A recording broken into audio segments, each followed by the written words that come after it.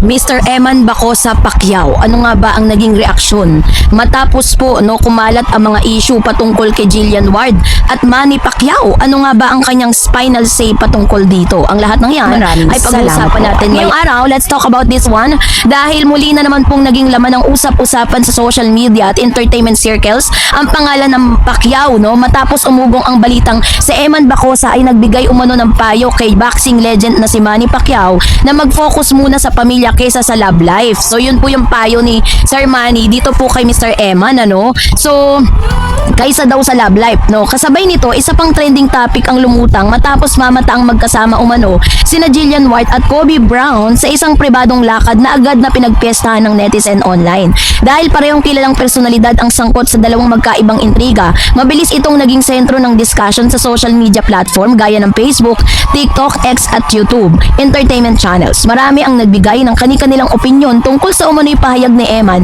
habang kinikilig naman ang netizen na posibilidad na special na relasyon nila ni Kobe at Jillian. So, si Eman Bacosa ay muling napag-usapan matapos iugnay ang kanyang pangalan sa mga komentong nagsasabing mas mahalagang unahin ni Manny Pacquiao ang kanyang pamilya or according to them na dapat daw family muna bago po ang love life. Bagamat wala pang direktang kumpirmadong panayam na naglalaman ng eksaktong pahayag, maraming netizen ang naniniwalang may mensaheng nais iparating si Eman tungkol sa kahalagan ng family relationship.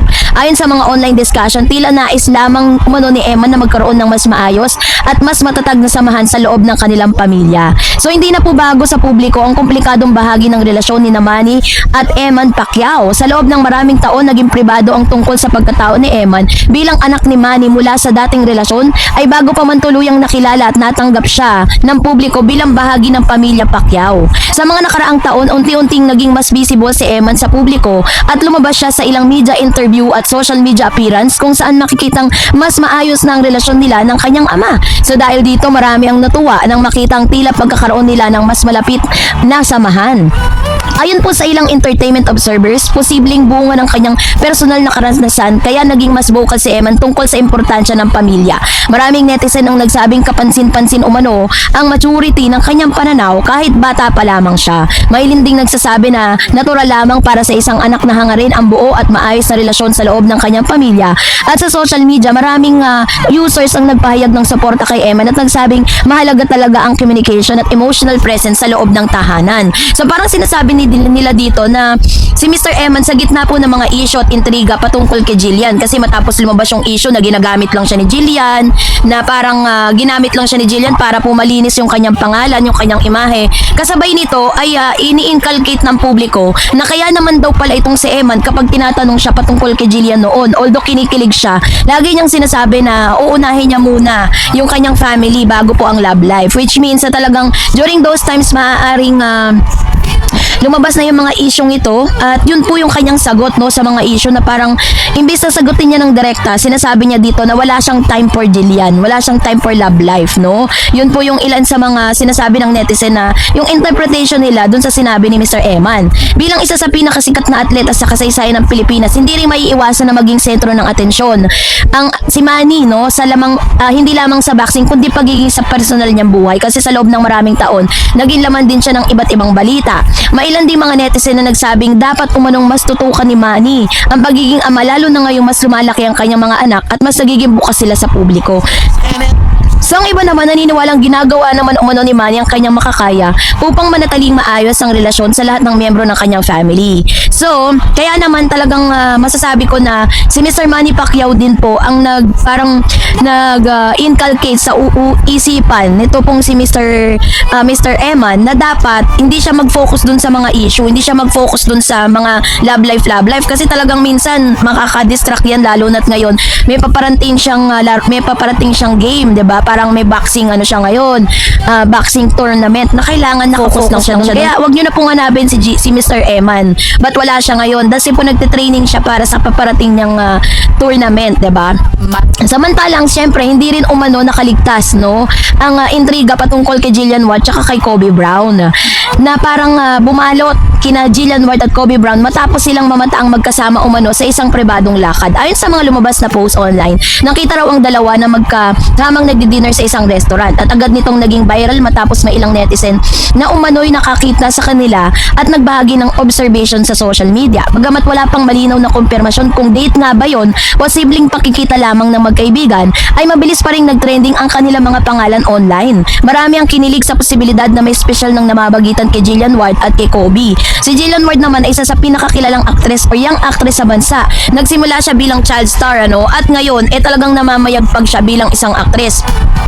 So yung pagkakakita sa kanya, syempre dahil artista sila, binigyan na naman po ng interpretasyon ng ilang mga netizen na maaari daw na may relasyon na si Kobe at saka si Jillian, 'di ba? Ganun yung sinasabi nila lagi, na kapag po ang isang artista nakitaan na magkasama, iisipin agad magkarelasyon, 'di ba? Na kahit wala pa namang kumpirmasyon or maaaring makamalay nyo naman friendship lang talaga sila. Kasi ako po ay talagang pa rin ako pinanghahawakan ko pa rin yung sinabi ni Jillian sa interview niya doon kay Tito Boy, 'di ba, nung in-interview siya, na marami pong nagpaparamdam sa kanya, maraming mga gustong manligaw sa kanya, maraming nagkakagusto kay Jillian, maraming nagpaparamdam, pero isa lang talaga yung kanya pong ini-entertain, which is dapat naman talaga bilang isang babae, kasi mahirap na tatanggap ka ng maraming manliligaw, paaasahin mo. Ngayon kung kanino tumibok yung puso mo, yun ang sasagutin mo, which is mali. Dapat kung talagang meron kang isang taong inaay, meron kang taong gustong nagugustuhan, doon ka lang mag-focus, at yung iba, yung the rest, alisin mo na, kasi para hindi sila umasa at masaktan, 'di ba? So kaya naman doon pa rin ako sa pinanghawakan ko pa rin yung sinabi niya noon na maraming nanliligaw sa kanya pero isa lang ini-entertain niya, at base doon sa interview, ang kanyang tinutukoy ay walang iba kundi si Eman Bacosa Pacquiao. Maaaring ngayon mas maganda talaga i-private muna nila yan, at isa rin sa mga napansin ko bakit mo nila ginagawa yan, maaaring may proyekto si Jillian Ward at Kobe Brown na binubuo ang GMA, kaya po nila yan ginagawa, strategy nila yan. Tingnan niyo po nung time po ni Miss Barbie. Meron po silang proyekto ni Mr. Jameson Blake. Anong ginawa? 'Di ba? Nagpaingay sila sa social media, nagpakita sila na spotted silang magka-date or what para talagang masabing meron silang relasyon. Pero ang ending magkaibigan lang sila. Ganon din po si Kobe at Jillian. Masanay na po kayo sa showbiz. So kayo po, anong yung saloobin patungkol dito, mag-comment kayo sa comment section. Jillian Ward, abay tahas ang sinagot ang issue patungkol kay Mr. Kobe Brown at sa mga latest ganap nito. Ano nga ba ang nakapaloob sa balitang ito? Yan ang pag-uusapan natin maya-maya lang. At ngayong araw, bago tayo of course, panoorin po natin ang interview ni Miss Jillian Ward patungkol sa isyong ito. Let's watch this. Ispatan kasama ang bagong Sparkle GMA artist na si Kobe Brown sa isang concert last weekend. Sinagot ni star of the new gen Jillian Ward ang tanong kung dating na ba sila. Yeah, nanood po kami concert ni Jessica Sanchez. Grabe, the date! Kayo talaga, pag great ang kita ng kasama kong date agad. Basta ako po talaga, I want to enjoy my life. So, manonood ako ng mga concerts. And, ayun, I want to... Biglang you're Hindi ko alam sasabihin ko. Speaking of concert, hindi dapat palampasin ang first ever solo concert ni Jillian this July. May big revelation down and down. Sabi po ng news, ayun. So yun po yung kanyang ilan sa mga interview sa kanya pong network, kung saan taasan siyang tinanong kung ano na nga bang estado ng relationship nila ni Kobe Brown. So nakita naman po natin yung naging reaction ni Miss Jillian Ward doon po sa tanong na yun, di ba? Kasi syempre marami naman talagang nakukonfuse.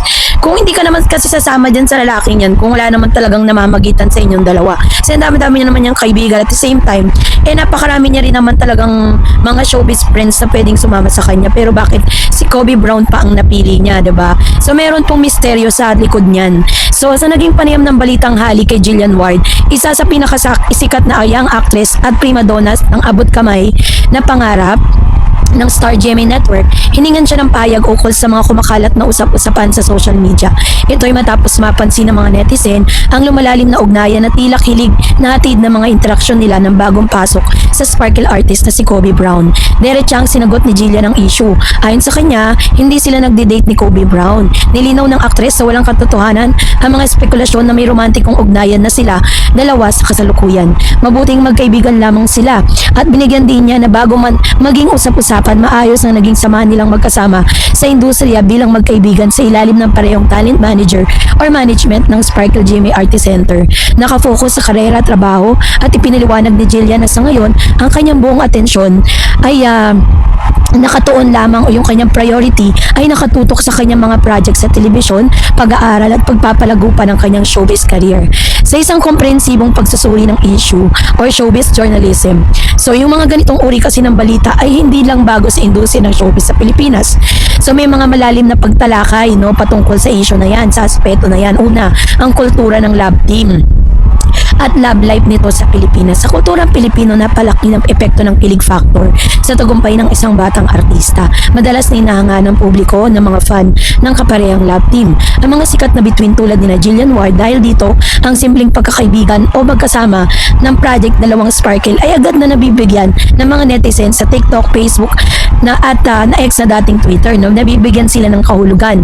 So, yung paglago po ni Jillian Ward bilang sa kanyang career, bilang isa sa mga bentahe ng pinakakilalang mukha ng GMA Network, maingat si Jillian at ang kanyang management sa kanilang image. Matapos ang kanyang matagal na matagumpay na teleserye, Abot Kamay na Pangarap, patuloy ang pag-angat ng kanyang estado bilang isang seryosong aktres at epektibong endorser. Nang pagtanggi niya sa mga isyong pag-ibig ay nagpapakita ng kanyang professionalism at determinasyon na unahin ng trabaho kaysa sa personal na buhay. Yung pagpasok kasi ni Kobe Brown sa Sparkle, nakilala rin mula sa kanyang mga nakaraang reality show appearance at career movement, ay isa sa mga bagong mukha na inaasang magdadala ng bagong energy sa Sparkle GMA Artist Center. Ang pag-leak sa kanya sa isang nakatatag na star na tulad ni Jillian ay normal na strategy na publisidad o natural na reaksyon ng publiko kapag may dalawang magandang mukha na nagpakasama sa isang frame. So dahil po dyan ay syempre hindi po maiiwasan yan, di ba? Sabi po dun sa balita na yung kanya pong paparating na concert, meron daw siyang biggest revelation na kanya pong ibubunyag. So it's either about her love life, kung sino ba talaga, no? Kaya naman talagang kabang-abang din at sino-sino nga bang makakasama niya sa nasabing concert. So, yung ulat ng balitang tanghali po ay nagpapakita ng kahalagan ng mabilis at direktang paglilinaw sa mundo ng showbiz. Sa pamamagitan ng pagsagot ni Jillian ng tapat at may paggalang, winakasan niya ang mga maling akala bago pa ito lumaki at magdulot ng hindi pagkakaunawaan sa pagitan ng kanilang mga fanbase. Pinatunayan lamang ng aktres sa kabila ng kanilang kasikatan at mga tukso sa paligid, nananatili siyang grounded at may malinaw na pananaw sa kanyang hinaharap sa industriya ng telebisyon at pelikula sa Pilipinas. So, yung pagsusuri po natin ay nagbigay ng linaw at siksik na impormasyon ukol sa 2 minutong balita mula sa link na yun, ano, kung saan talagang si Miss Jillian Ward po kasi hindi po siya nagpaligoy-ligoy na sagutin yung tanong ng nag-i-interview sa kanya kung ano na nga ba talaga ang namamagitan sa kanila ni Kobe Brown, at hindi naman niya binigo yung kanyang mga fans sa sinasabing yun nga friendship lang sila at wala pong anything na namamagitan between them. Tanging ang mga bashers at mga hindi bashers, no, ang naniniwala na parang pag magkasama kasi kasi isipin kasi ng mga fan sa dinami-dami ng mga taong pwedeng makasama ni Jillian, bakit si Mr. Kobe Brown? Kasi nga po, ginagawa po na strategy kasi ng GMA yan. Tulad na sinabi ko sa inyo sa last vlog ko, na possible na mayroong proyektong paparating yan. Kaya po talagang ginagawa nilang strategy yung pagsama-sama nila sa isa't isa para talagang uminga yung kanilang pangalan, which is naging matagumpay ang GMA sa pagkakataon na yon dahil ang dami pong nag-react na magkasama sila doon. Pero mabilis naman po na pinatay ni Miss Jillian Ward yung issue. No, agad niyang sinagot at nilinaw sa pamamagitan ng kanyang pagsagot sa isang interview. So dito po pinapakita na hindi naman porket magkasama sila, hindi porket namamataan silang magkasama, magkarelasyon na agad. So yun po yung katotohanan doon.